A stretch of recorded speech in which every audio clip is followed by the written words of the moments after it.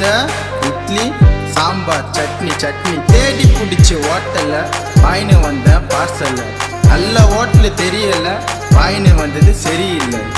தோசை இட்லி சாம்பார் சட்னி சட்னி தோசை இட்லி சாம்பார் சட்னி சட்னி போட்டு கடா தட்டை எத்து 5 பூரி விட்டு கடா வைத்து உள்ள வாரி வாரி தோசை இட்லி சாம்பார் சட்னி சட்னி தோசை இட்லி சாம்பார் சட்னி சட்னி.